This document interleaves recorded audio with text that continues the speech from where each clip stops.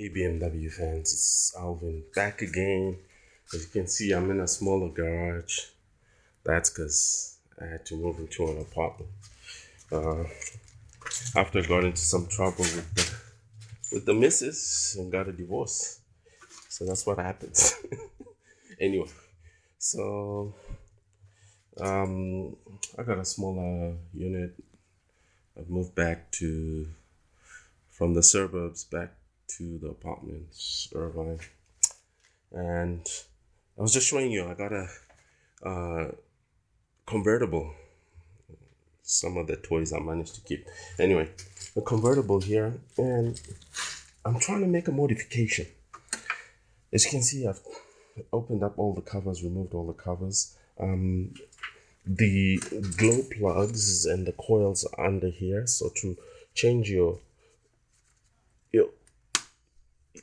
coils, you just need to disconnect that, pull this up, as you can see, and your plug will be in there. So I'm gonna do a plug change today, but before I did that, I wanted to do there you go. Let's make sure it lines up, because I want to do this before I change my plug. I want to try and do a carbon clean, decarbonating. Anyway, so I've come up with this concept that here there's a sensor, so I'm going to drill a hole, and let me show you what I bought. Drill a hole, use my vacuum line, and bear with me, and use these. These are brake bleeder screws. So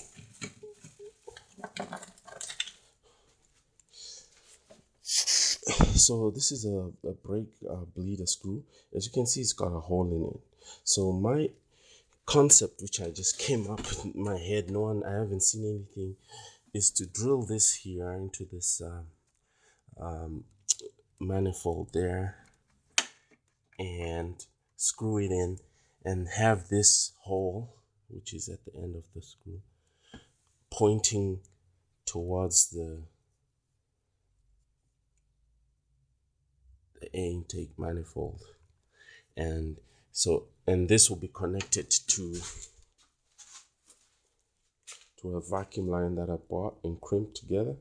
So every time I come to decarbonate, instead of tearing down the whole engine, all I have to do is just spray through this nozzle, and all the the EVD or the CRC GDI decarbonator cleaner will go through that. I actually got it here.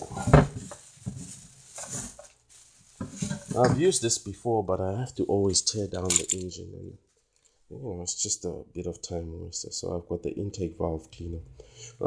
So my concept is to drill this and put it in that valve without affecting the sensors. So I'm just gonna disconnect everything, and every like maybe 10,000 miles, I buy a can of that and just spray it through the intake manifold there, and that should decarbonate it without me having to tear down and do this whole elaborate scheme. So the first thing we're going to do is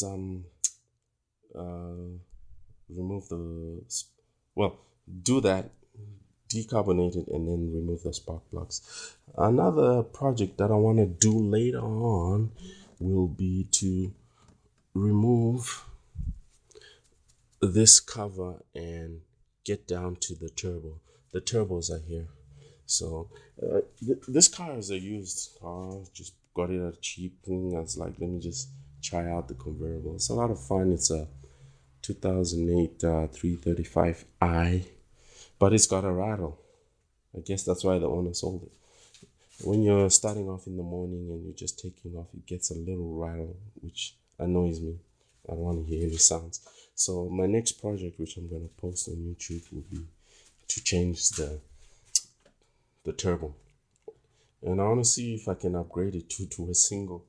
I've seen some videos of guys having single turbos and souping them up to 800 horsepower. Anyway, we'll see.